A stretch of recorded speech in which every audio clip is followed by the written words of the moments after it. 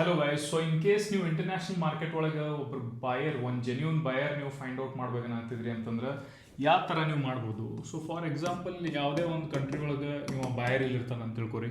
Okay, ಆಮೇಲೆ ನೀವೇನು product ಮಾಡಾಕತ್ತೀರಿ that is quite expensive as well.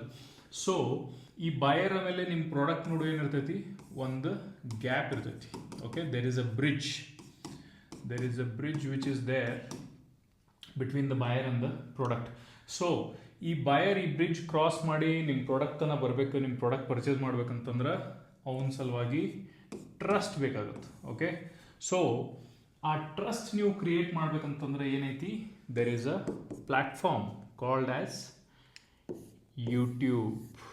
Okay, so ಈ ಯೂಟ್ಯೂಬ್ ಪ್ಲ್ಯಾಟ್ಫಾರ್ಮ್ ಮೇಲೆ ಏನೈತಿ, ನೀವು 10 minutes, 15 minutes, 30 minutes, 45 minutes ಈ ಥರ ನೀವು ವಿಡಿಯೋಸ್ ನಿಮ್ಮ ಪ್ರಾಡಕ್ಟ್ ಬಗ್ಗೆ, ನಿಮ್ಮ ಕಂಪ್ನಿ ಬಗ್ಗೆ, ನಿಮ್ಮ ಬಗ್ಗೆ ನೀವು ವಿಡಿಯೋಸ್ ಕ್ರಿಯೇಟ್ ಮಾಡ್ಕೊತ, ಕಾಂಟೆಂಟ್ ಕ್ರಿಯೇಟ್ ಮಾಡ್ಕೊತ ಇದ್ರಿ ಅಂತಂದ್ರೆ ಅದೇನು ಮಾಡ್ತೈತಿ, ಇನ್ ಟರ್ಮ್ಸ್ ಟ್ರಸ್ಟ್ ಬಿಲ್ಡ್ ಮಾಡ್ತೈತಿ. Okay, so this videos are going to create trust.